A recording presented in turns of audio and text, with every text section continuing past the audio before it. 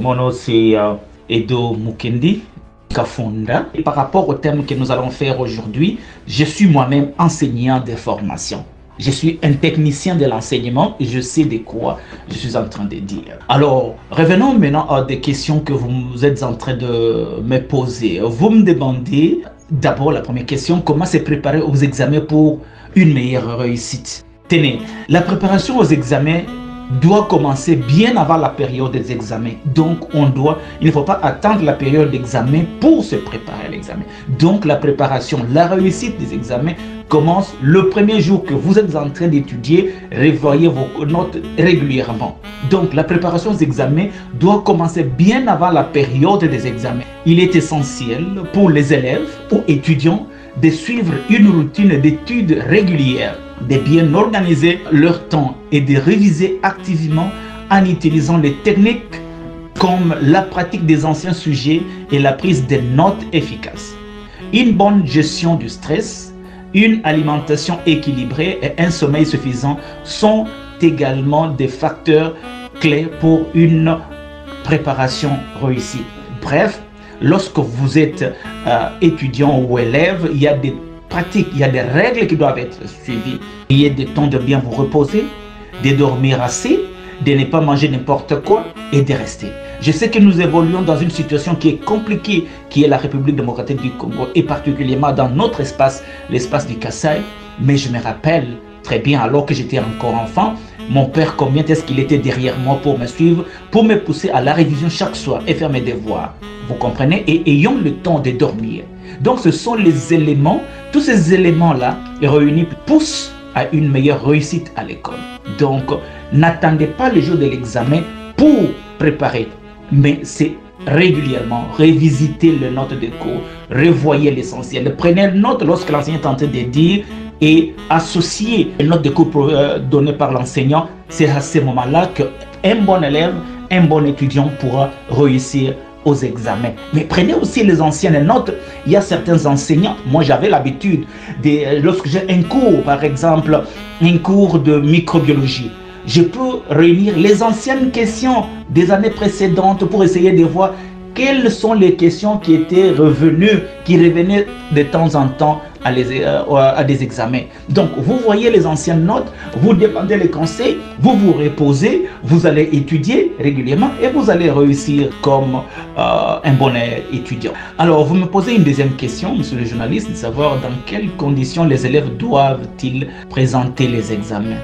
Dans quelles conditions? Je ne sais pas peut-être c'est à quoi cette question ressemble, mais je dis, mais les élèves doivent présenter les examens dans un environnement calme et propice à la concentration. Un élève doit se présenter dans un environnement calme. Il ne faut pas qu'il y ait trop de bruit.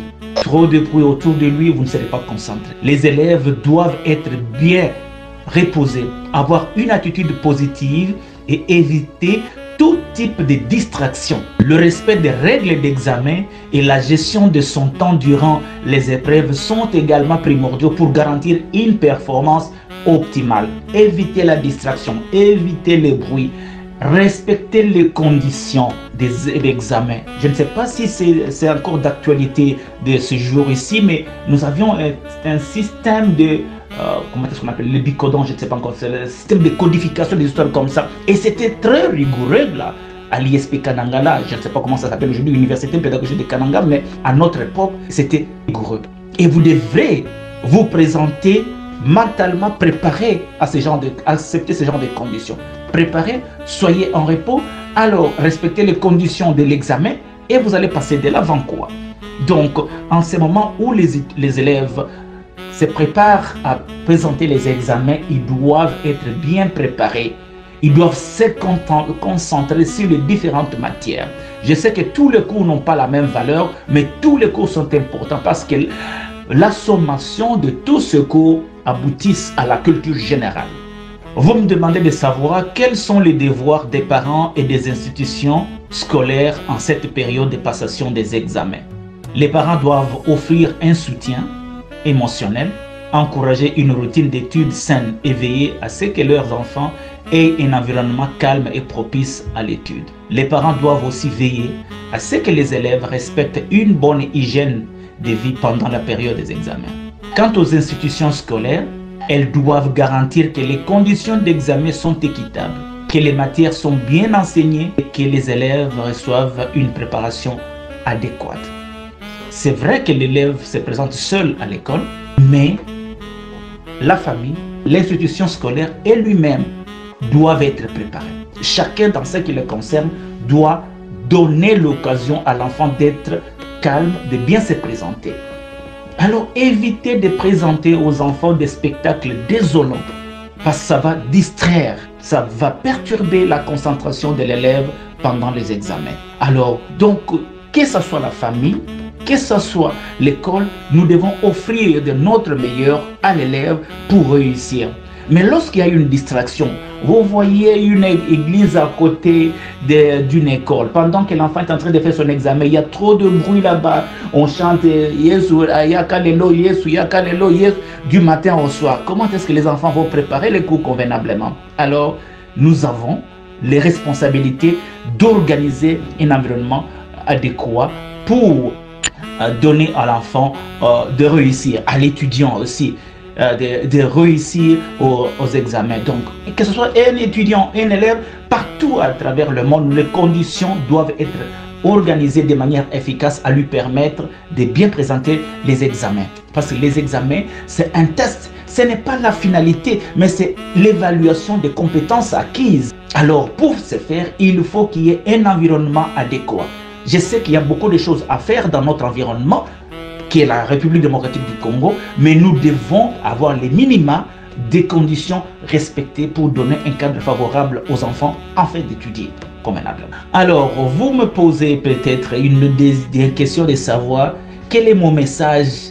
Je dois vous dire que pendant cette période d'examen, alors il est essentiel de lutter contre la tricherie. Les enfants doivent respecter les règles et éviter la négligence. Chez les élèves, cela passe par la promotion de l'intégrité et de l'honnêteté dans leur démarche. Les enseignants, quant à eux, doivent être des modèles en respectant les règles et en aidant les élèves à comprendre l'importance de réussir par leurs propres moyens. Éviter la corruption, éviter les pratiques de points sexuellement transmissibles. C'est ça. Non, en tant qu'enseignant, vous ne devez pas faire cela, quoi. Mais les chefs d'établissement ont la responsabilité d'assurer une gestion transparente des examens, d'encourager une préparation éthique et de prévenir toute forme de fraude. Et lorsque toutes ces conditions sont réunies, les enfants pourront bien travailler. Mon dernier message pendant cette période est de savoir que je dis aux élèves et aux étudiants que la réussite aux examens n'est pas seulement le fruit du travail individuel, mais aussi de la collaboration entre élèves, les parents et les enseignants. Il est fondamental de créer un environnement favorable à l'apprentissage, où la discipline, l'intégrité et le respect sont au cœur de la préparation. En cette période de passation des examens, j'encourage donc chacun et chacune à donner le meilleur de lui-même, tout en restant fidèle à ses valeurs. L'éducation est la clé du développement personnel et collectif. Et chaque examen est une étape importante vers l'épanouissement. Et en cette période, je ne peux que souhaiter bonne chance à tous les apprenants, à tout le niveau, que ce soit à l'école primaire, au niveau secondaire, au niveau universitaire. Bonne chance et prenez au sérieux les études parce que les études, c'est l'avenir. Les études, c'est le développement. Bonne chance à tous.